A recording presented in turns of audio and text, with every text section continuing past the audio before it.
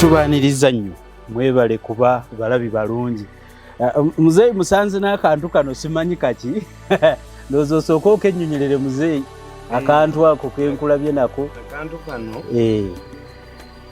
kazze kumalawo ttadooba n'okuyamba abaana baffe abasoma ennaku z'abasoma. Ffe tutuli sibuze tuteka advantage of every calamity batutiramu olasuya practical people.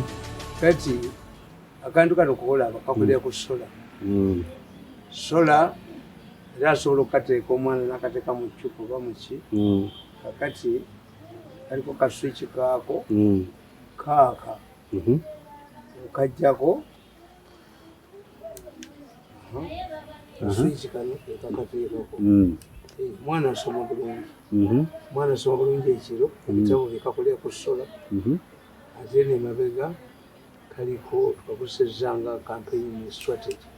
President Museveni, Republic of Uganda, vote him 2021. People stomach worms. These are stomach worms. How can you steal money intended for COVID? You steal money intended for schools. And then you jump on a grave and start planning how to benefit from your mess. What type of people are these? Era beba mwabo bali mu kintu era abo bayita stomach worms bakirira muli mwennyini. Timu eyaffe italinda kutuwa sente tuyina gye tuyita my civil application. Buli simu yo kwonna smartphones tujja kutusangako ebintu byonna event zonna zikwata campaign ya president wonna weziri weziri bwana bataddeyo mukono ajja tuteekayo bwana batataddeyo mukono eyo bannange abali ku bintu bino siyinza kubeera wonna. We divide ourselves into several teams as others are planning to steal money. You kill a person, you were made. These people operate like a surgeon who is a cannibal. They declare patients who are not yet diseased to be eaten. Body kamuko none ne bali bubi. Muzeeyi yabayita ejjo ku weekend ababbi ako yabayoola omukuumu kyeyamaani naani omanye ennaku zino buli agenda mu State House agenda ne pampa ennene baleese pampa ennene tyu abakubira ate atali mubbi ngenda nayo yaki gagambye president mbu you see why don't you give this man a lot of money and he retires? Then he was stupid because I retired the long time ago and I retired twice. Nabaganti if you sweep me naked, can you sweep me naked? Anti erito jita retirement obuyita bujozi. Omulenzi omulimo gwe yagutwala nga mmanyiira. Yali alowooza mbu nange nninga abalala bajooga. So mutwani wa Kajiji simanyi media center ekinuma saamu asanyondo mu mutwe. Singa yaje ne mutwe ogwo n'engwasa singa taliwo wano. Singa takyajonyesa bantu mu jjeera. Yali muzeeyi kyembuuza. Singa gwajonyesa singa takyamujonyesa. Yali badde mu kabbuli ewa Kajiji. Kyembuuza. My civil app eze ekola. Era mugikoledde bagagga. Ate ab'omukyalo balina app bomubawadde ettaala. But they can extend. Tukoze ebintu bibiri. Ab'omukyalo tuwadde ettaala ya sola. Abaana basome. Mpulira. Kakati byamugambye mbu mirundi mu retiring omwe benefits zonna. That's their stupidity. They say that I'm doing this because I don't have anything else to do.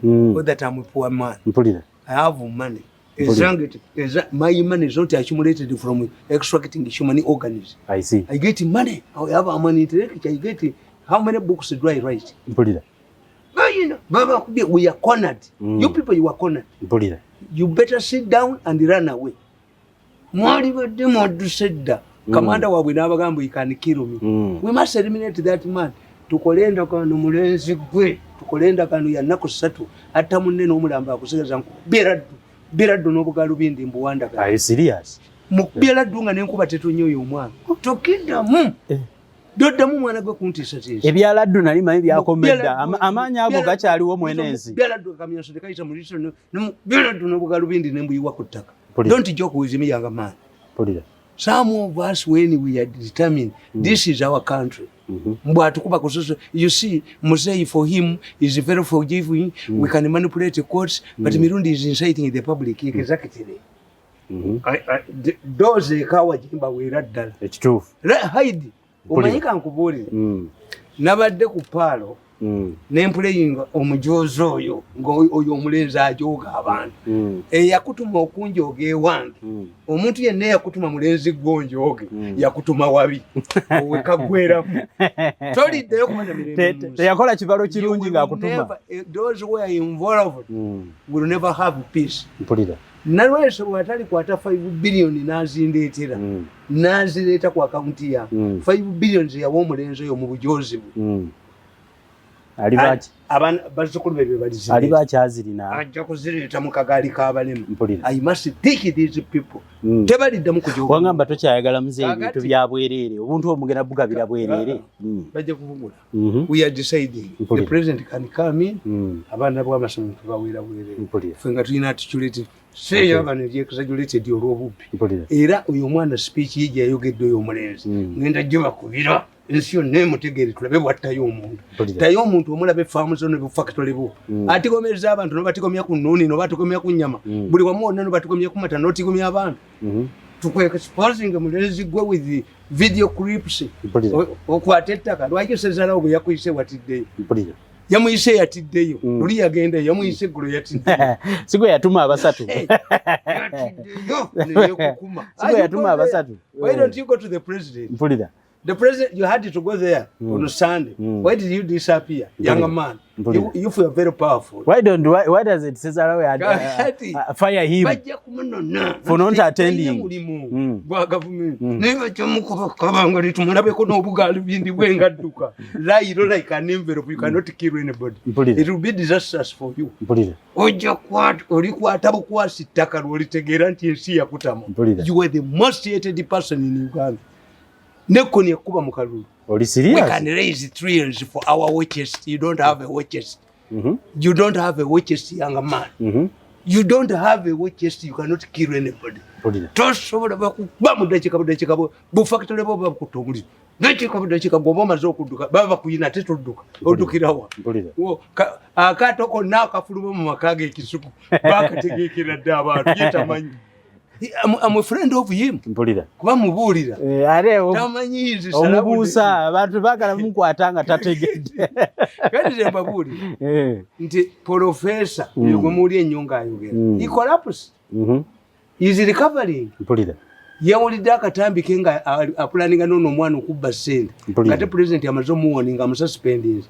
Professor bamuggyemu ng'awulya pulogulaamu yaki era abasawo bamugaitaddemu okulya pulogulaamu ya paalo bamugye wuwekkololo nga nze mbalaba abasawo bayingira ne bagaa nti situation ne balyoka bamuddusa emisinde ennakasero bamugyeyo ggulo yeebase katonda abasasudde ate kambongere mbakube teri gundi and you see this are not honest bw'olaba bye boogera ku ssale abasajja abo oyo chairman batuula bokka abakabira yaabwe abakiga abakyabo ate bakuba bano baana koza analysis kubayima balinga batuusi banyarwanda babi nnyo nja kugipuleyinga musajja gwe chairman bano bakutegeere booli nabo nti you are not a good man you are secretarian oli musajja mubi nnyo how can when they are seated together nga abakabiri endala baogera ku bano babi nnyo the man is attacking members of the first family. I'm not attacking me. You are not the steward. You are not the head of the first family. The head of the first family is the president. Why doesn't he say I'm attacking members of his family? Who are you? Sajja gwe gwatta n'abantu n'obajja mu organize nga ne mukazi wa kimanyi yakugamba musajja gwe your wife warned you. Why don't you get out of this criminal gang? You see, it's like a criminal gang. When I get out, they will kill me. Let the public kill you. Nedda musajja gwe kati abantu ke babakube. Professor tebamutegedde. Oyo that professor he collected from Kololo. The one who had the one you treated at Nakasero. Who was discharged yesterday evening is the man you hear with a harsh voice, a fainted voice in our programs, in our recording. Yo, Allah yamusasudde. And the professor libwe yafa. Professor lina yibwe yafa. Yali akulula ebintu by'abantu. Ku extracting ebintu by'abantu. Waliwo gwe bajja okuzingiza ekamwenge. Bajja omuleeta oluleeta nga talinnya lwalitegeera. Ayina omukazi gwatigomya. era naye ekifo akitwala amutigomye ngenda kukuba obutambi kambuuze muzeeyi ebifo bibabawa biba tebibamala kubanga omuntu agenda otandika otigomya abantu ng'olwedde alina ekifo kyasaavingamu kyo kye bamuwadde kiba tekimumala. waliwo omusajja baamukwata ng'omusajja oyo abbye nga y'omulimu ogwo abba gundi abba ogundi ku mikolo ng'abba piraawo kati nga interest ye kudinayinga bantu piraawo mulya nga ddala mulya kati bano babbye buli wamu balina billions of dollars on their account naye buli kamu konna omanyi balina porogulaamu mbu bajja kuddira abantu bwe babagobamu nga beeyambisa Nakalema. Nakalema okuyita mu Kampala wano bw'ali badduka Nakalema bamweyambisiza nyina akakasajja ka New Business okubaba interdicted mbu bateekemu abantu baabwe naye mugenda kulagawo abasajja mwe bannakalema mugenda kulagawo these people you have not killed them mpulira ndi kubanga ali mu jenda gwosooka mugwe mulenzi gwe kakati kankukube ne meeting zamwe zonna kanzikube okuyita mu Kampala oliyita mu ttaka kale kill me and see if you kill me olabebu ate ente ziri nga mafuta olabe famu ezikwata omuliro wano nga tolina fire brigade ezizikira muteyo omuntu omubalinzi ate biseera kyayiriba wabaawo fire brigade eba yatemye abuyole nakotekaako bamulemye webali bakola ebintu ku bantu ebikolobero by'oyina nga nakugyeyo ku vidiyo neewamwe toddayo kwesimbawo ba munaku bunaku gwe n'otayingira na mu Kampala ne ministry eno otagiyingiramu ne balyoka bakutwala emisinde abantu lwaki okola kiro why do you work at night ayinza okuba ayagala kuteekamu extra effort kiyitemu emisana bakuvunjisenga ssente nobody can kill me in this country nobody can kill me. If you make a mistake of killing me, you lose even the little you have. This man, the chairman, usually tells them that why don't you give this man money? And they say, we tried to give him money, he rejected the money. Now the question of the money is with the president. You tell the president to hurriedly give him the money. That is always a stupid argument. That when he gets the money, he will do other things. He'll forget about, am I a mercenary? This is my country. And you will make sure that you stop stealing. You better retain what you have stolen. The president advises you, shorten your hands. Please shorten your hands. Shorten your hands. Basajjamu muve okubba. Basajjamu mukomye obubbi. Basajjamu mukomye okubba. Mirundi will continue. I'm going to expose that boy. Buli kye wayogedde kyonna mu meeting eyo yatuse noga nti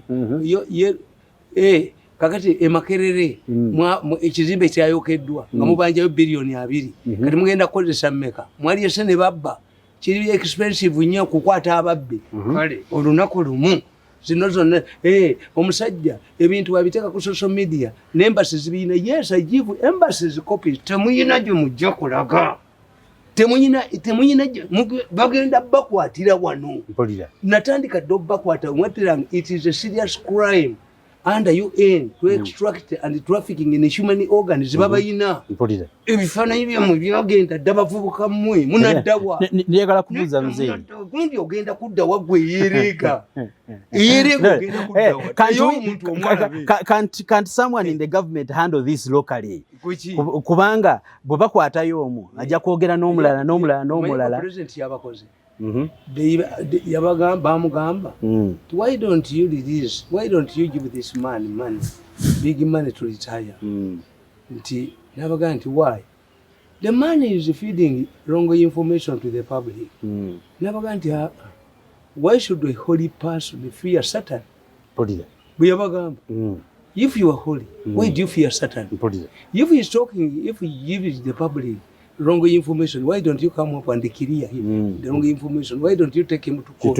Akole ensobi nembe wakalisa kati mulenzi gwe bwoba oli musajja gikwateko ndabe bw'otuuka eka mwenge kwata ku pulogulaamu yange emugweti ne badde aba social media musimanye gondi bazijjako jakemu bakubbe omutwogo bagwase UCC bakubbe ne kamwenge tosobola kutuuka atawandiisizza mukutu tasobola banoonya mirundi mu buli koona. Resign, stop stealing. Shorten your hands, as the president said. Shorten your hands, as the president told you. Stop stealing. Naye ze babbye tukoze tutya? Kuze babbye. Waliwo omulala ali bakwata ne badduka ate ente oyinza giyingiza kagopuleeni zino. Ojja kumulaba ngadduka n'obuwoteeri abulekewo ngadduka ajja kudduka n'obuwoteeri. How can you are stupid? Bifuke bya gavumenti. How can you invest in a hotel? Ayinza okuba ye strategy. Ate simu abidde. Singa mwekola kyani agenda e Katonda. Mpulira. Ojja kumulaba ngadduka ng'obuwoteeri abulese. That's not an investment. Ojja kumulaba n'omutwe gwe ngadduka. I try to kill me. No munno. Manya abali notorious bali babiri. Abajoze nnyo bajja kubakakanya. Wakola mukali akatambi. Segenda kubakakanya balenzi mu. Wakola mukali akatambi. Ng'otugamba ebyokuzza abaana ku masomero. Abantu ne bajja babiyita ebyolubalaato. Yo nga kifuluma abaana bakudda mu ki mu masomero. Sincerely speaking, how is this really applicable? Mukama wote bamutomeza. Kyenkubuulira. Tugenda kuba akatambi ng'omwami oyo annyonnyola bwe beetegekedde okubba ssente nga bazibba ku gundi eneyo ey'amasomero. Njokola teyo omuntu omu bamukuba omutwe bagwase. You have already exposed. You have exposed. Have you ever seen a couple found a man playing sex with another man's wife? You become humble. Exactly. You must humble yourself. Beg, you must be humble. You must apologize to Ugandans for the suffering you have caused to them. Mister, don't be arrogant. Don't be arrogant. You shouldn't be arrogant. No member of this group should be arrogant. You have been exposed to the bone marrow. You must lie low like an envelope. Ask forgiveness from Ugandans. And you are stupid and idiots. Why? Why do you say that those are your voices? Hey, why do you go to the president and complain that what this man is exposing to social media is harming us? If you are not the ones who are stupid, you would just ignore. But the moment you sit in your meetings and you say, kakati atutaddeko abantu bagenda kututa ati, as you will hear this man saying, tusoke tukubaako omusajja ono aka COVID, tukube naako omulenzi oyo, ateyo omuntu omuba mulageko, bukyojoga abantu, mulenzi gwe bukyojoga abantu wajogamu atajogebwa. Kill one person, you will see how the public pounces on you. Obukyozi bukugweremu ddala. Why did you fear to go to the president on Sunday? Gentlemen, why didn't you fear to go to the president? He told you to go back. Why have you feared to go back? Ate bw'onoole majja kukimu kukabanga litumulabeko ng'agikanga baddeko ng'embuzi ennume. Bampitanga maasi. Bulijjo neebuuza, njagala okutegeera embuzi ennume ekanga baleetya ku gundi. Ku pick up ekangabalako. Bajja kukangabala ku pick up ng'embuzi ennume, ng'ehigo ono pick up. Ng'agikanga baddeko bw'ati n'obugaalo bindi bwe. Tayo omuntu omulabe, nze I'm ready to die because even if you don't kill me, I will die. What about a snake bite? If a snake bites you, are you quarreling over a woman? Are you quarreling over a bush? Are you quarreling over a hole where it stays? God directly. It simply bites you. That means it is a God's verdict. Even if you don't kill me, I can die in an accident, an innocent accident. Even if you don't kill me. Mzee, itu byogera. Gundi bwe yatandika okwogera bamutta. Mulenzi gwe toyina gw'osobola kutta wano. You don't know how much hated you are. Tomanyi ensi yakukyawa nnyo mulenzi gwe. You are the most hated person in this country. You have stepped on milk, you have stepped on beef, you have everywhere. Even posho, can you imagine? You recently mwadira obuwunga ne mubigattamu ebyobuzi eitaka. Kakati gwe. Move cautiously. Move cautiously. Ugandans are looking at you. They are watching your movements. They are seeing it. Don't think that they don't know. Yes. Njagala kutegeera mzee. After everything, ebyo byonna byonna ebibaddewo, don't you think it is a miscalculated move mukama wo kukkiriza nti bamutomeza z'abaana amasomero? Museveni has made a pronouncement. Atajja kiyisanga. Museveni he appointed a separate committee that has evaluated all of these things. He knows. In fact, the man said, whoever prevents these people going to school, report him to me. Kubaki has seen an advantage. Kakati tukubye mulenzi gwe. Namaga nti yaprintinga posters. Ezokuteka ku masomero. Ayina millions of testing kits government erina. Kakati katukubye nse kutegeka. Can you imagine testing mitwala 3 testing meka sincerely. Bwe ndifa kumacha olifa mutundu bali kutta ku midnight. You should not mention about killing a person on record. No, you cannot kill me. Nito kubyala dunga nenkuba tetonyeggu. Kubyala du. Okumanya museza technology. Mukwata anti anga ate motoka ye erimu ebyuma ebi-insulating. How can we capture you? You would ask yourself, how does this man capture us? With all of the sophisticated devices you have? We have bought from China. Even hiring a Chinese. It is the God who wants to expose you. Katonda yakunamya mulenzi gwe. Katonda yabakunamiza mwenna. Nemutta abantu nemukola mutya. God has n'abaleetera COVID mumubiremu. Mubbe baba exposing. Ono omuwala n'akuba lukwago. Kubanga mulamu we amututteyo. Olunaku lumwe bwe bali mukwata. Siye muddugavu. Siye mulungi ennyo. Aliba mweru nga zzaali. Olunaku lumwe oyo omuwala n'obujozi bwe. Alibeera mweru nga zzaali. Whether you kill me or not, you are entangled. You have no solution to this. Yes. Bwe babikola ate ffe tubibatuma. Wulira oyo omusajja analysis gyakola ku COVID. How they mess up COVID and how the country has found itself in the problem. Soko okuboya. Omulenzi tumugunde enkya. Omulenzi oyo tumukube enkya. Yemen. Kabeddogo Katonda ne bwatugamba atya. Akantu mulenzi gwe record zo zijja kufuluma. I want you to kill me. Ejjogo lyo likugweremu ddala toliddamu kujooga bantu. Toliddamu kujooga bantu. Ate bwe kibatamanyi. Now, after exposing their actions, if the president just tells me that stop exposing them on social media, the public will misunderstand them. Yes. The public will say that this man is part of the problem. Yes. Why don't you want, because these people fear public prisons, why should the president prevent me? Why should he prevent me from exposing it to the public you fear most? The fact that he has not means that he disapproves. He doesn't want to be part of it. Yes, he doesn't want to be part of you. He has thrown you to the gallows. This is what you don't know, Mr. Chairman, Professor. The president has thrown you to the gallows because what you are doing, you are undermining him. You want to overthrow his government. I see. This, you would have already been hanged. You would have already been put on trial over treason. But because you are what you are, he has decided, the fact that he has decided, he's advising you to shorten the hand. Kababa bemu kubyo duke ujja kulya emisote chai atolira kawa. The only way you can go is to go to Rwanda. Ne Kagama jakomya weyo omuvuka n'omutwegwe omukubire wano bamwasize bempale bajimujemu kana omutwegwe ne kwali duka abeka mwenge bajja mukomyawo bajja muza katusinzire wano muzeeyi tukubagizeeko ku family ya Sebagala okugira era ndudde okufuna wali nkubidde tochi mu Sebagala omulala okusulawo tawulo. No, Sebagala okusulawo tawulo is understood. Why? I told you the impact of the Kakungulu family. I've been saying it. I don't want to repeat it many times. Yes. Omanyi bw'okola programs nyingi. Oddamu ekintu baga nti byayogera byaddamu. So I cannot repeat because you are like a newspapers. The newspapers, you write a story even if it has been published. Why? For recordings. When somebody comes after 10 years to seek recordings, he comes and looks for the newspaper. The newspaper records this. And he said Sebagala has lived a very unique life. But his decisions have always been frustrated and undermined by his failure, his inabilities in education, limitations.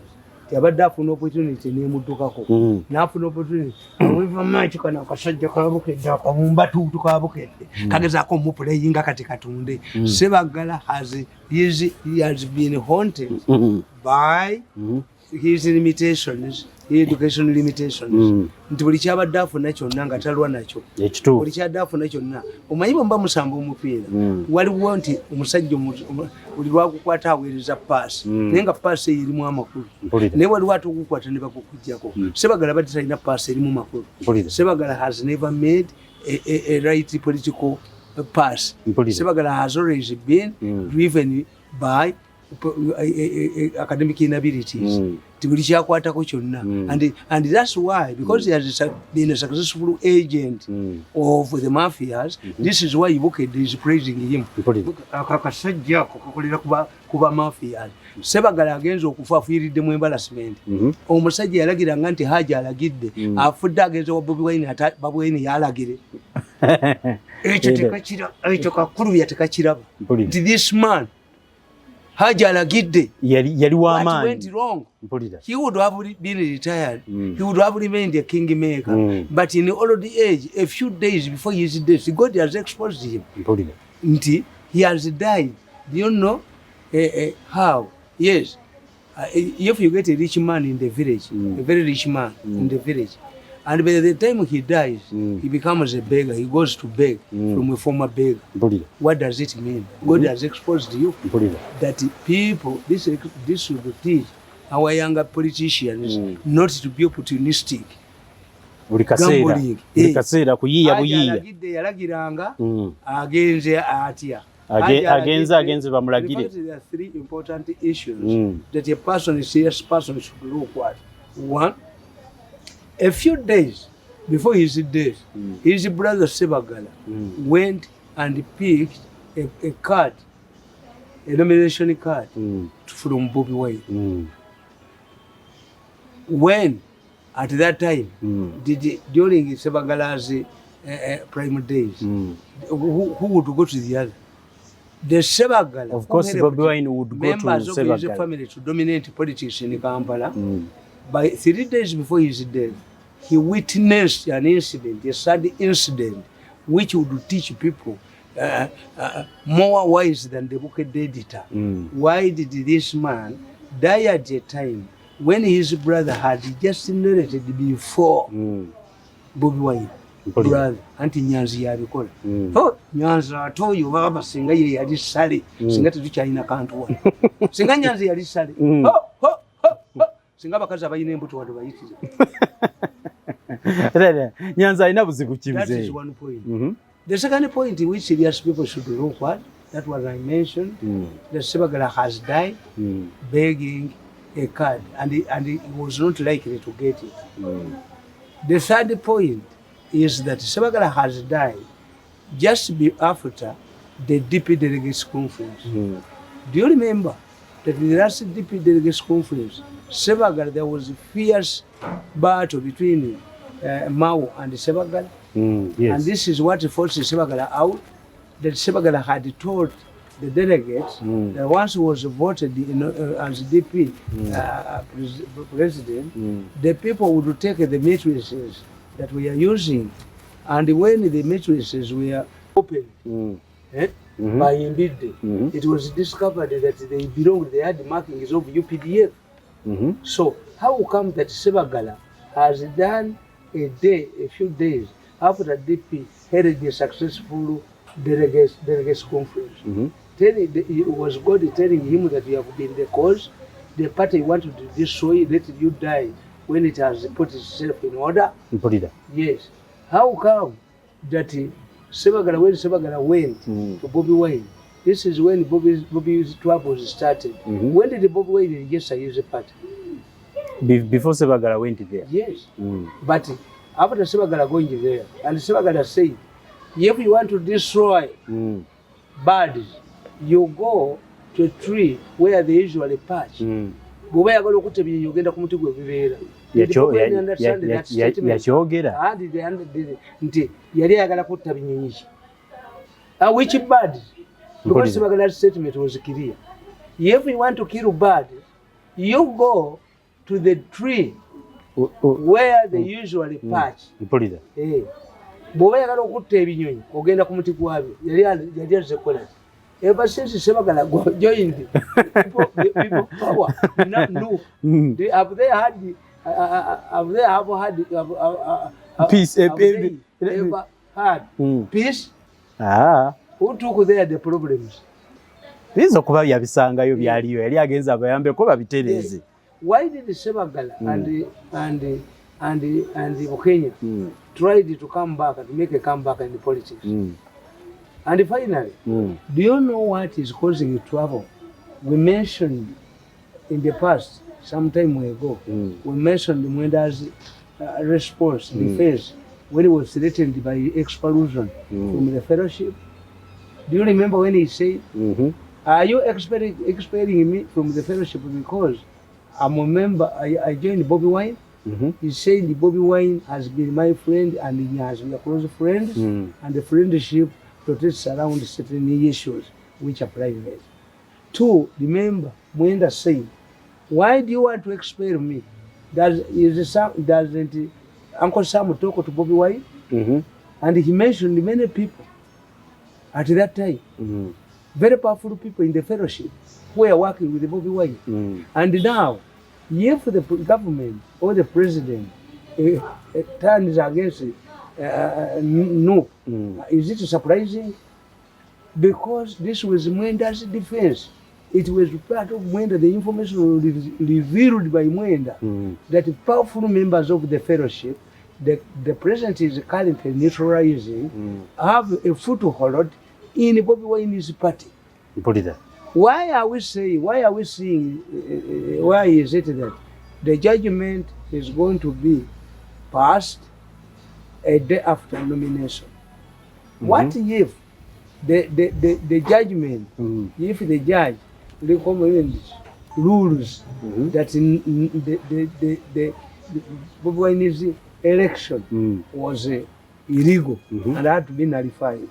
What will happen? And once you nullify, if you nullify Bobby Wine's election, it means that whatever the subsequent activities are also null and void. Yes. How come that as Bobby Wine is battling government in the court, a judge woke up out of his slumber and released his ruling over the Akena judgment, over the Akena petition? Akena petition is similar. They share some similarities between the current Bobby Wine's case. It originates from the way. Is he creating a precedent? Yes. Ateka president kwana asalira oli. Leave alone. Bino oyo omusajja byayogera bankwata bakola kitibiri mu makulu. Ekikulu kiri kimu. Kibalama byayogera tibiri mu makulu. Ebyo byonna nti simanyi bansi banzi ya mwenjala. That is completely useless. What is useless and more important and salient is the way the delegates conference was organized, which elected Bobby Wine. This, you look what the way Kena's delegates conference was organized, which with the results the judge has nullified.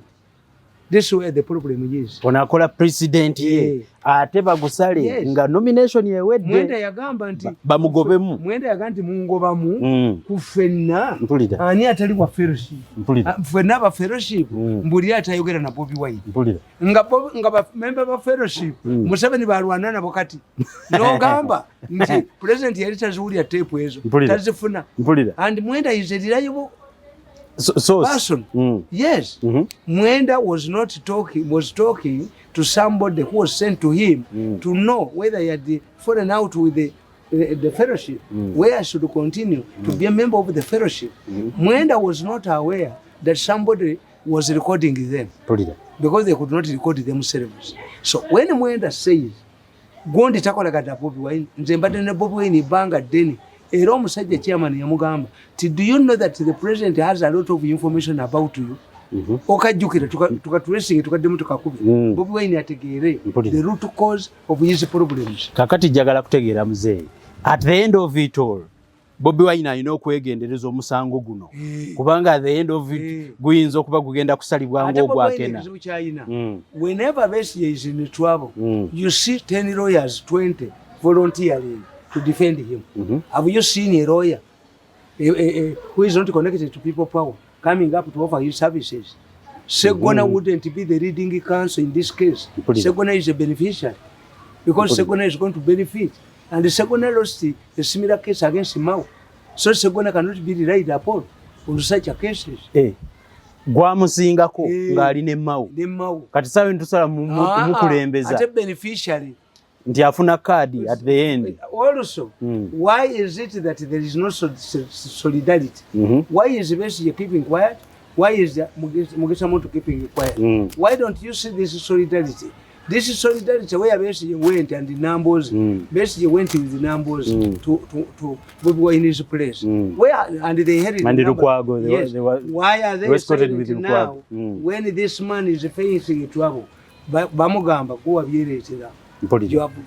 Bali abasajja basajja bagezi bamanyi battles za government. If Bobi Wine messed up himself in the current battle, rebellion in the palace which Museveni is neutralizing, he must account himself unlucky. Era nabaga nti people power eringa balloon akakonzi kajja kujja. Nabaga nti hizo butatuuka mu kulonda. Kuba buli muntu yenna alina byanoonya. Nga Bobi Wine mwagazi wa sente ne family yabo Banyanzi. Ekyo ekibiina tekitambula. Buli mubi yenna yagendayo. Era njagala obabuli ayikani predictively predict nti singa balagira koti neragira nti akalukadibwemu academic conference Bobi Wine will face a challenge a rival from his group gwe bawadde sente. Mujja kulaba nti empuuga tasobola kuvuga kwaba netaliyanga ku sente za Museveni. Abazungu bati bannamulindyamu. That Bobi Wine party nze nayagalako cause. Sigayali if it was a criminal organization salikiriza mwana ngegenda. Naye nategeera nti bano Bobi Wine balina cause which will mess up and other people will take it up. I knew. Okay. Era nabaga tayinza kuvaayo. Let the Bobi Wine mess up things. Kayira yagenda mu nseko. Ne Nkwanga n'agenda mu nseko. Museveni went later. But Museveni was organized. He understood the people's aspirations, the cause and what. Because you can win a war but losing the battles. Museveni suffered certain setbacks, but he recovered. Kayira was exposed because Kayira's organization is not different from Bobi Wine. The way UFM and FEDEMO we are organized is the same way people power and the NUP are organized. What should Bobi Wine do? Yes. Aina kola chika timwe yembera. Wengala be history oyo. Wengalida. Oyinza Bobi Wine agenda ate yesimbewo yewandisenga independent. Nga keste na satibu. Kitegeza kuwategede. What if you register as an independent? Enja koti nesala wonti muli batuufu. Isn't a dilemma? Ate bw'otundira submission za kojja wange Segona temuli egamba nti yuko omulamuzi ky'omusaba kyakuwa oba kuwa reason lwaki takikuwadde lwaki mu submission za Segona temuli kigamba nti sebo you were Ugandan you were aware nti by 15th nominations abe mu PZ zijja kuba ziwedde zino zonna bano zize ziggwa tusigaliza kulonda kwa president. What will be the fate of these people if the case, if Bobi Wine's election is nullified? Uli abachogera, uli abachibuuza, abo bali captured. I don't be surprised nga sente zatambudde. Ffe tulwanye entalo zino because tulina cause. Nti bonomuwa sente. Ate bonompa sente. Nigeria sente. Nigeria sente. Entalo muzikuba nga temwagala ka sente. Sagala muddemu kujoga bantu. Abaliddawo balitegeera nti bajoga omulenzi oyo yepankira ku musajja yali abalaka ye. Boom vuko. Number president n'abusubwa. Next time when you think. Secondly, vote people you take it to State House.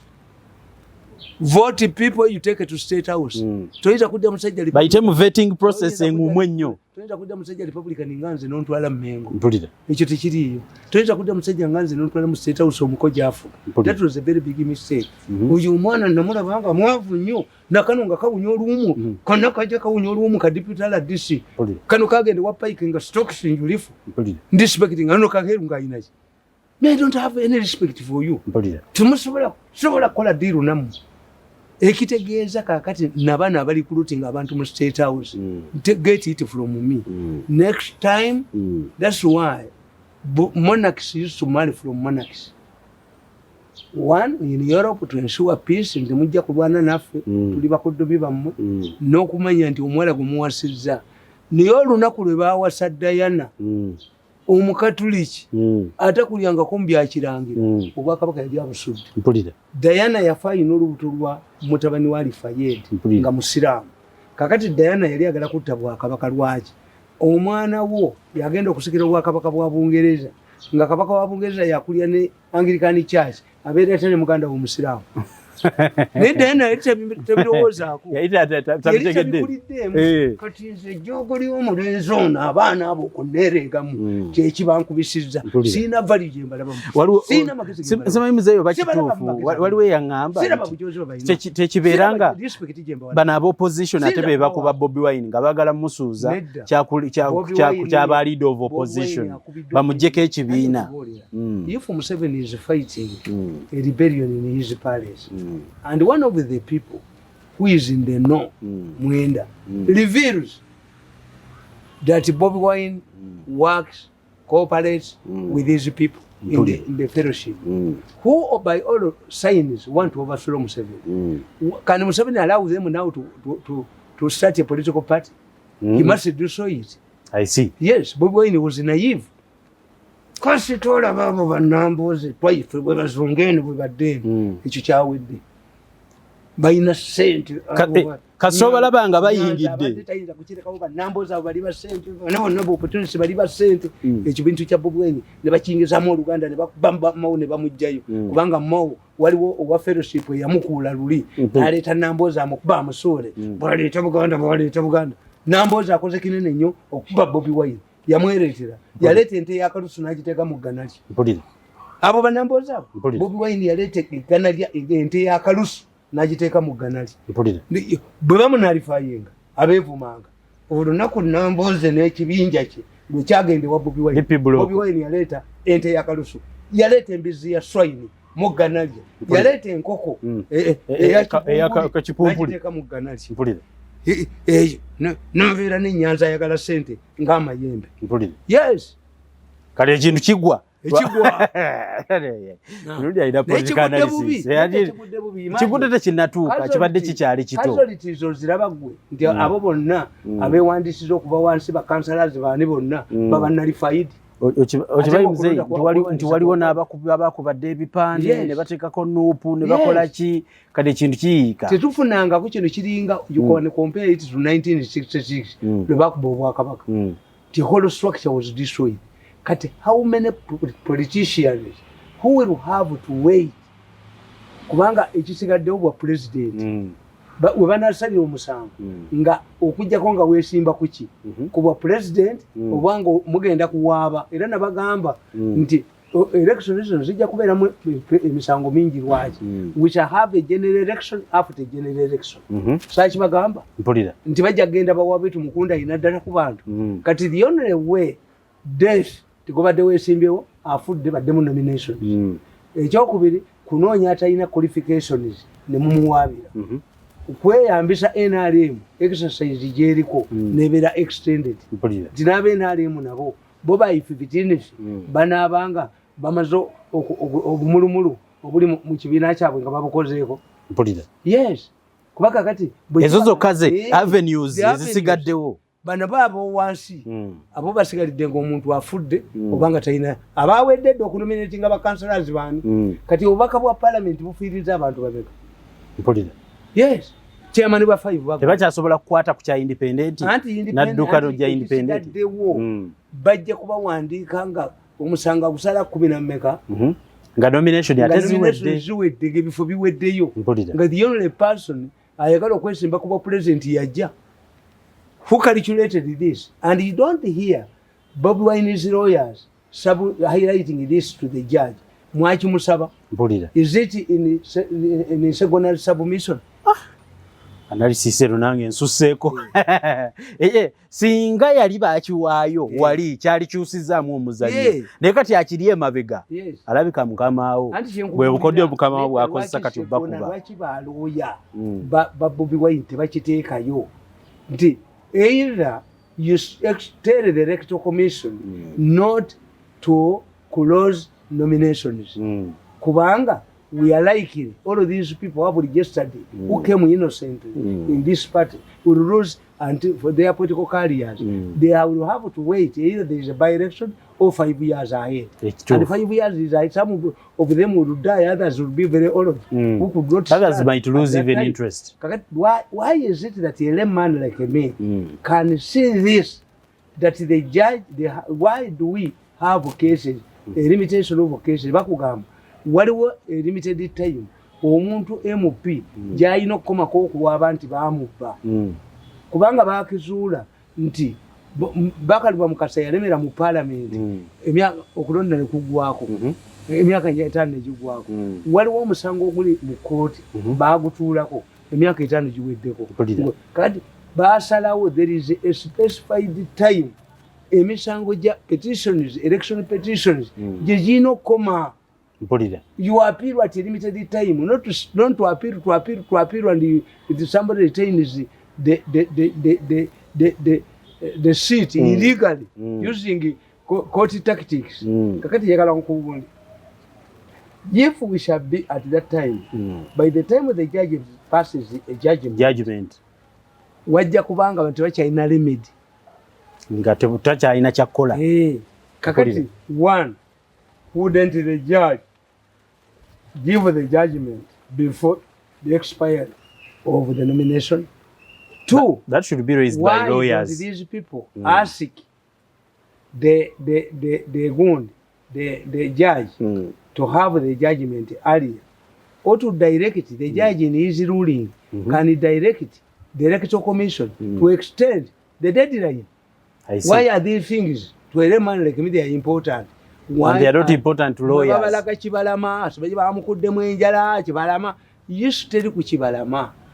Kibalama bibamukola olwaleero tebina kibikwata ku kiri. Kibalama akugamba Kibalama has proved himself a non-reliable person. Nti era mugezi abikola bigendera. Nti kakaterega e Masaka ke katta omwana ndekaga nti bakamutta ne Kajubi. Nekefuula ndi mulimba nnyo Kajubi nali mwagalako sente nali nkola ki ngako ekigendera kyako kutta musango era kagutta kewaabo ku kyali gye kali n'entwe yaako n'entwe akaleeta omwana singa watwalayo wange Katerega singa tuliko n'abaana bo singa ku kyalo tuliko yadde enkoko ewe teyali baddeyo naye kukajja kakati ng'abantu bakaabira mu kooti tebamanyi nti one omuntu yenna gwe mukoze naye ekintu his evidence must be collaborated era Kajubi baali bamutadde ekiwuduwudu ky'omwana kyabula ekyomunagamba bwe tusuubira ekiwuduwudu waliwo enjuki mmwe abalina tiyagaasi mmwe abalina basajja abalunzi beegundi abalina empiira ezifuuwa buli wamu tiyagaasi akwata ne musomero okuba mu prison for nursing nga bano abasajja baali batandika dde okutunda organs n'egundi mbuga bagana amalwaliro abwaledi paper nabo kuba mbu series organs bwakolaganye n'Abachina kozi bo be babirimu. Ekitegeeza ne Kajubi yayita okuba nga talina musango mukomera aliyo bwereere baba aleeta akasajja Katerega. Kakati nze nkugamba ebyo ebyakaterega bye kaleeta noono Kibalama byalimu. Kibalama oba amagye gamukutte oba yagula oba yakoze ekisi kyekikulu ekikulu kutunuulya musango judgment ya Akena nti Akena bamugamba nti delegates conference yamulonda yali nkyamu nebye bakola byonna bikyamu. Kakati era n'omusango gwa Bobi Wine bwe guli delegates conference eyatuula neronda Bobi Wine ku bukulembeze yateekekebwa mu butuufu kyekiriwo si Kibalama. Kibalama akwatiddwa luvannyuma nga Mwenda amaze okwogera nti abantu bonna aba fellowship bonna ab'amaanyi bakolaga ne Bobi Wine. Mwenda yasse nabano ne bazunga baluzunga bakatayira bakazungu abatabeera mu kibiina libaali badaze mu ssuubi ne badduka ne ziwungula abali ba ssente nabo bakubye Bobi Wine banambozi buli omu abategeera nti lwaki bano bantu baani lwaki be bawunguka bwe bati ne bawunguka ne batwala engalabi eno ebikoyi ne babizza eno Gomesi ne bazizza eno abo nabo bakubye Bobi Wine nti buli omu abeekengera ekibiina kya Bobi Wine ne kifuula kayoola ne kifuuka ekyoto ekitaboola nku kubanga ono muganda waayagala ssente nazunga ssente bagamba azunza n'ebikoyi ne sikaati. Kakati kati mwe kibiina kyammwe kakiveewo mangu Babesigye abagumidde embeera. Yes ne Museveni bwe yakola yalinda Kayiira ne Fedde mu Muwanga n'abakuba n'abajjawo ensiko neeterera. Museveni yawandika mu kitabo ki nti Kayiira used to cause us trouble ng'alumba ebiryani gundi ne bajja nga bamugoba n'ayingira mu bitundu byaffe. Era olumu yo yava mu lubiri Loleeyi omuvubuka bamuyita Sonko sikyamanyina gyali ye yakwata Loole n'agiwa ab'enaala ng'anoonya Loole wagiteeka bawambye ebyokulwanyisa Kayiira talina pulaani n'emu. Kati nga Kayiira bwe yagenda ensiko neeterera kati ne Bobi Wine Kaagwe bali abasajja balina experience kuvuganya Museveni bamugisa muntu ensiko bajja gibeeramu ensiko bajja gibeeramu saawe naali trapped ajja basuulayo yajjenga independent anti kakati ajja kusuulayo abasigadde yajjenga independent bayinza kugamba nti eddiini y'Abakatoliki bagiweze Kardinali n'agamba nti nnyingidde obusiraamu ng'ate omusango gukyali mu kkubo bagaguba bwagaladde yes okujjako ng'edecision has been taken by their party nti bane mumanyi mugende mwewandiise nga baki that situation came in 66 bwe bategeera nti beetaaga money power okujjako Obote mu UPC Muteesa yalagira abakabaka eka 20 bajoyininge UPC bafuke ba UPC baweze omuwendo gwa Grace ibingira bajjeko Obote naye Obote era yabakuba ate bakigera ali London ne bakikuloosinga. So politics bwati bwabeera njagala kubuuza muzeeyi scientific campaign eno obusibukodyo bwa science tebulekamu Museveni yekka. COVID scientific election NRM ate yali kubiddwa nnyo. Why? NRM teyina boogera. Scientific election means going on radio. Kankubulire okujjako nga science omusajja alinganze can really one of defend NRM ng'ereeta kusaasaanya ssente omudiri nga tobawadde bamulekwa babukyana baani abazibalwanira Museveni bamuwanga lutaaya tebalina ke balina babeera ku malediyo ne boogera. Kakati mutubuulire ssente ze mwagula bakusaasira z'abayambi eki omuganda akiyita kugenduuka kyezamugula zagenduuka nga kyebamugulidde akikoze ne baga nti bakusaasira gundi ebikooyi ne bwebijja ku mukazi owa Kabila bakusaasira baali byankoko omusajja yabawa ssente bagende bagule Sseggwanga bagigulangako byoya ne baleeta Sseggwanga esigaddeeko okulima. So singa Sseggwanga yitize lwaki mugirumbye bulumbi ssente z'abakusasa zibaali ezo zonna wasted all of that billions wasted if you have lost money how do you expect me to work for nothing? Kati ekintu kyabwe bakitta dda toyinza kuleeta Lagaddi mu Kampala kyobalaba neono yavuddemu yagende mu East African General Assembly mwagende mweyala ono yavuddemu sedatifu nga bamugambye kakati gundi tayinaamu challenge Lukwago ajja kufuna n'amaanyi akakampiringira banne kubanga Lagaddi ne bwe yasimbawo n'omulambo guwangula. Yes, I'm telling you. Mukampala Lagaddi naye bamwagala mbu Lagaddi tujja gula tujja mubbira basi zaabwe ziyingire. Bw'oyagala ekibumbo kya Wambuzi kati muleete basi zammwe mwakuba ababoda muleete basi zammwe ne mukuba abatakisi muleete basi zammwe abo bonna mwesombera ku kyayi. Can I confront these people? Nga yonna nnyini basi aliwo atudde ali ku faamu zaafuuwa mikka. You have spoiled NRM singa si Museveni babadde bagikubidde ddala obubbi okubba COVID ne mubba ssente abantu bamutwala mu isolation center ng'ekisajja bwe kigenda okwogera ntirundi agenda tutisa abantu mubadde mugudde bwe munaaba tebannabalumika bubbi n'obujozi bwe muyina okulumika kyeki muzeeyi temusobola kitambuza myaka 3 mbabuulira bwe munaaba temukakkanyeeko kukoma bujozi kubba omukazi n'alemera ku baasi nga n'oli owa baasi yayavuwaza abantu omugaggafugge n'alemera ku baasi omugaggafugge ayina buli kamu n'agamba abatakisi bagende mu kyalo n'afukula boda zigende mu kyalo n'omukazi ali mugenda ne mukuba none omulenzi oyo n'akuba buli muntu yenna omulenzi nange nanjooga kakati mmwe singa abajoogeddwa tulinnya akadaala bannassali baani basajja mmwe singa tulinnya akadaala singa Museveni taliiwo ne tubayinsayitingira abantu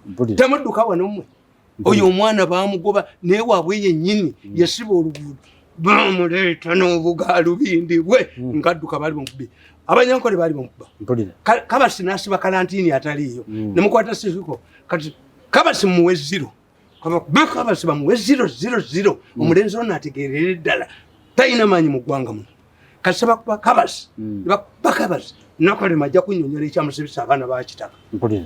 Ejjoogo Nakalema nalyo linaggwawo. Mpulira. Nakalema anakakkanako. Yes. Ku bujoozi bwammwe nga tagambye boogerera mmwe. Obujoozi bwamuliranga Museveni tabaddeewo. Mudduka mwekka. Mpulira. Temukuba nakadaala. Mpulira. Bamayinja ne mudduka. Mpulira. Tugambe nti buli miliyoni ya Uganda erimu obululu bumeka. Mpulira. Awe muwangulire kuba mulina ssente. Mpulira. Naye okwogera obwogeza abantu okubatwala emisinde wano n'ojjayo omutwe ate nja kukunga abantu nti ababbi be mutegedde we mumulabira wonna oba kamwenga obawa ng'adduka n'omutwe gwe ng'ayingira emmotoka ng'adduka bwe tujja obbakola buli we mulaba omubbi yenna ow'olulango bano be muwulira buli mubbi abbye buli mubbi oba byeki oba baasi oba ki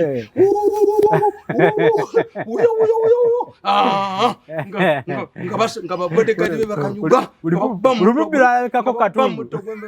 ngalabiye nengalabiye obubbi bujja kugwa wano kubanga bakubbye buli eggwanga lyonna balikubye lyonna ne baddeyo omusajja Malinga ne bamugoba mugundi nakalema entwe yaako mbasimanyi mulimu ssente mulimu ebitaliko bya ssente Nakalema yakwatako ku gundi kumbiire Nakalema yakwata ku mbiire yakwatako ku mandira yakwatako ku mandira Nakalema okufu bwe balimu bwe kyali gyabikanga ali wano ne bamuyola ne bamuteeka ku kakiiko Nakalema ne bamukomera mulira babakuŋŋaana. Naye wagamba gundi abantu baye kibasanyudde wagamba omusajja oyo w'Emakerere oyo Nawange nti bakukozesa naye olunaku lwe bagenda okutwala Saabajozi yagambye Kaboki Saabajozi mujja muwulira Saabajozi yadduse obutambi bukubye abantu bano abantu bayinza okulowooza nga tebannabitegeera omuvubuka soyo muyita Tayebwa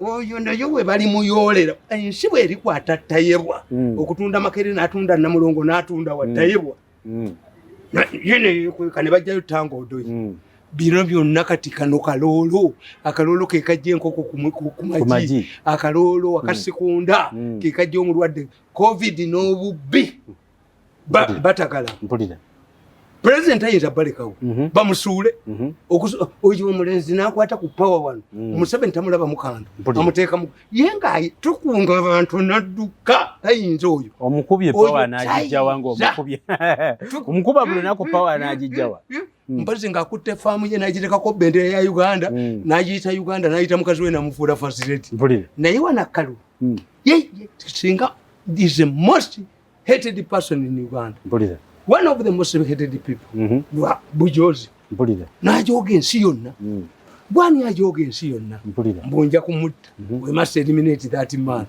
do it olabenga n'akajiiko kakutu nga tofulumye na Kampala bakubbe empale bagikuggyemu bakubbe ne galubindi bazaasi. Njagala kubuuza buzeeyi strategy y'aba opposition okusaba empapula za mukama we n'abayisaawo bassa babululaku empapula za Museveni. Anti tuyita political activity and the politics of objectivity of achievement. This talk about Museveni doing what and what. Politics of objectivity and achievement. Activity, objectivity and achievement. N'omukyala nga mwebaka buli lunaku naye nga tazaala. Naye okola naye tulina ekyojjamu. Okujjako okwesanyusa. Naabo kye baliko. Yes, Museveni has been university mwe yasomera emanyiddwa.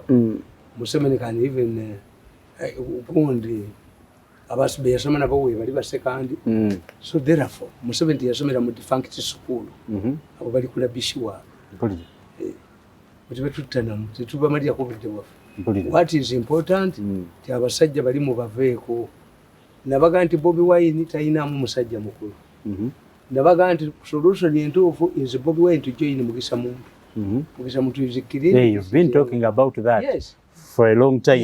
Yali tapinze mu experience ya Mugisha Muntu. But the problem Mugisha Muntu sibya tayogera bya kiralo. Ono yajja ne fujjoli na nyimba enyimba n'avuma president. Ne mugamba Bobi Wine tofuma president. Mu Africa we don't abuse elders. Tofuma musajja mukulu. No, wekikofiira no wakakofiira bichi byali mu. Singa yadda the best choice would have been Mugisha Muntu and Bobi Wine. Not the Mugundi, Muwingiziza power. After 10 years, Mugisha muntu we yali sued Bobi Wine because what would have done is to go to the constitution and amend it, and you have a gund the vice president alondebwa ne president abagira ku ballot ye mutemutangana mpulira nga kiri Kenya. That would have been a safeguard for Bobi Wine ngali andani Mugisha muntu nembaga nti Bobi Wine bwanatula n'abasajja bano batule tewali ajja kukkiriza Bobi Wine kuba kulembera wakyogera ddejo. Yes, tebajja kukkiriza kati kabatwale bwomu Bobi Wine nominations zimukunamiza nabagambye nti senga wabaawo layini ya Christmas ng'abantu basimbye layini bagula nyama kakati abapolisi ne bajja ne bagamba omukinja nti ennyama nzibe oba omaze okutegeera obungi bw'abantu ababadde bakola ki bajagala kakati Bobi Wine nominations zimulaze wajja afunye nominations bitundu ki abitundu ki akunamye kubanga gy'otalina nomination toyinza kugamba nti ate bali kukolera akalulu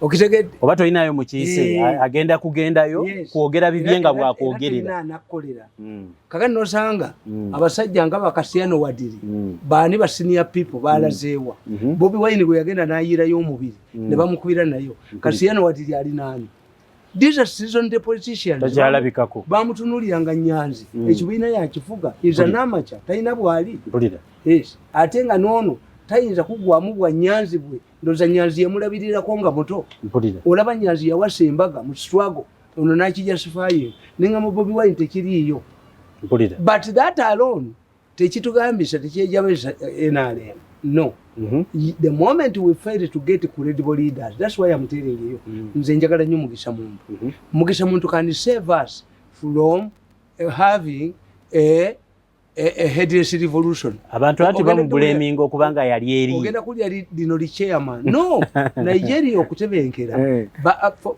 amaje gali kamanyidde bamaje banne waawo kakati ne bagati tugende mu civilian gundi abamaje ne bali tayari nga retired era General Muhammad Buhari aliko kati era ali president wa Nigeria nga wamaje General Buhari Obasanjo era General Obasanjo ne bakyuka ensi egumirako ne mu America okuva mu Sebatale w'okubiri abadde bafuga America abadde bamaje you must have had a stint okutusa ne bajjako bakata bano Obama Bush naye bali bamubuuza nti kitaawe yakweka nobeera mu home guards notagenda mu lutalo so ensi yonna ebeera determined kakati is the most experienced people we have Museveni bwe yagira baali ba DP era be yabajoza gavumenti today the most experienced people we have ngojeko badikuula nga babu Kenya bena alimu nti amusajja nga amanya Mushega musajja mugezi naye politics ya mukubye Mugisha muntu musajja mugezi mbabazi musajja mugezi naye abaana bano benkubye ababalema nze mbaba kubidde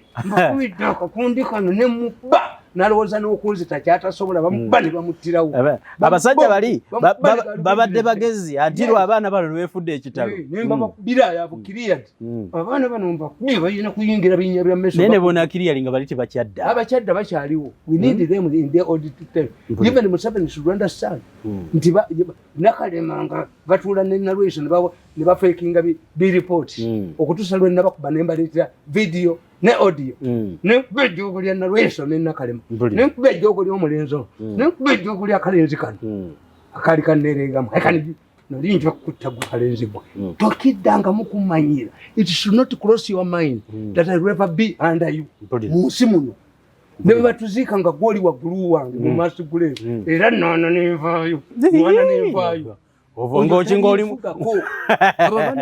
ngoli mulambo na wakati ba Montana yemu nga yali wagulu n'emizimu kikubagana era okwange migumu wangu oli serious nti ono mwana ono simanyi uyu undi kabushenga nti asobola kumfuga ndabika bwandika mawuli government ikoloko toyina kyo sobola kuba n'ebirango byakulima nazine empapula z'abaana okusoma bondi kasajja gwe bumuza kubuppi bwe bawa kabushenga tulumba ekitongole kya bamu okuba bulubwe n'alemu wabukola utya kasajja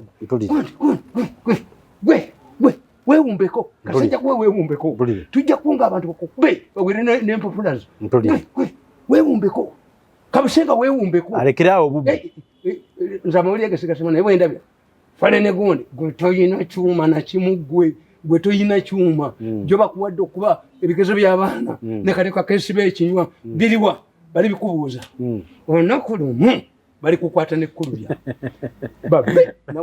bamuwadde ebigezo n'asiba ekkooti mu kiwato nti ali mukola mpulira nawandiisa akatabo gange casualties of Bucket and New Vision abaganda bakubiddwa babyandaala bamukasa mu luli abaana baffe tubasigemu efitina erikwata kulubya ne kabusinga atana appropriate time basasule bakite mugamba babasonyiwe balikwata faamu ye ne bagitunda n'asasula emisango gyonna gyaleese wano nga byandaala n'amwabuwaza n'akolenikakubani kazonya alesi byandaala nakaga nti editoriyo kaligiriira mu katogo waliwo lekalirya ebijanjalo mu katogo k'amawulire ejjogo lyonna nga likaweddemu bakanywereza wano amuterigi nze amwe happy man gye tugenda ndabayo kasa baatuuse mu kupulaninga okunzita ne bagamba nti munyigirize Museveni amuwe ssente atuveeko mugenda kulya omusajja ono byayogera batidde ebweru bw'otya ebweru opama mu poti mupame mu poti